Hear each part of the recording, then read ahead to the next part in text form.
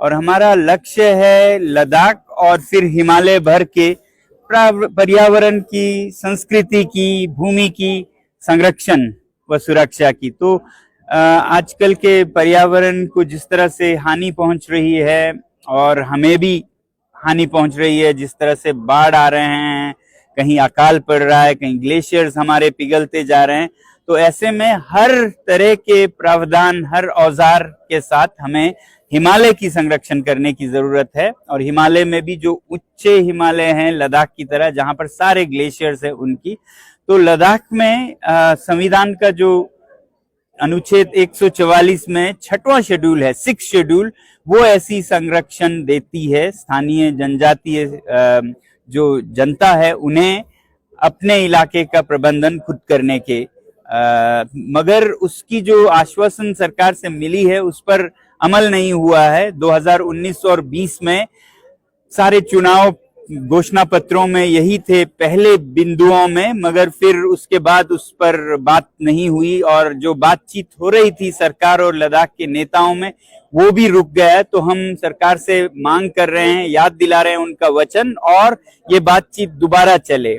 तो ये है स्थानीय स्तर पर लद्दाख या हिमाचल या पूरे हिमालय का संरक्षण हो। फिर राष्ट्रीय स्तर पर हम चाहते हैं कि देश में सत्य की मूल्य रहे, वचनों का कीमत रहे। तो जो चुनावों में वचन दिए जाते हैं उन पर अमल हो, उनको पूरा किया जाए, यही याद दिलाने के लिए हम ये यात्रा कर रहे हैं। फिर विश्व के स्तर पर जिस तरह से जलवायु परिवर्तन हो रहा है, जिसका असर तो हर जगह हो रहा है और ज्यादा होगा, मगर हिमालय में बहुत ही तीव्र देखा जा रहा है। तो उसमें हमें बहुत जरूरी है कि सिर्फ सरकार से नहीं, लोगों से भी, नागरिकों से भी हम अपील करें कि वो भी ऐसा जीवन जिएं जो कि प्रकृति को हानि ना पहुंचाए। शहरों में जो रहने वाले आबादी हैं वो गांव और पहाड़ों में रहने वालों से 10 गुना ज्यादा स्रोत साधन प्रयोग करते हैं, और उनकी जरूरतों के लिए पहाड़ों में फिर खनन होता है,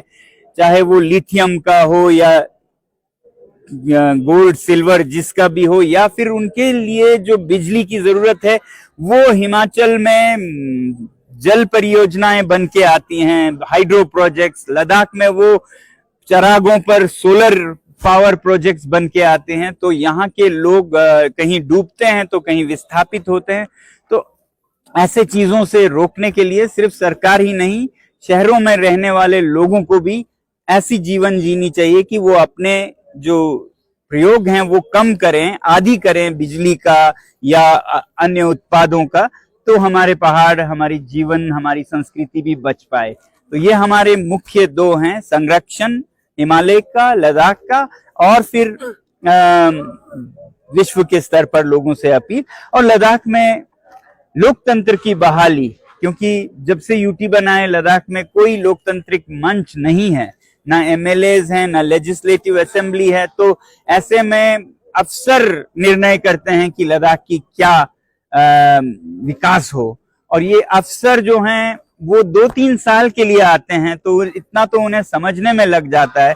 तो ऐसे तो हिमालय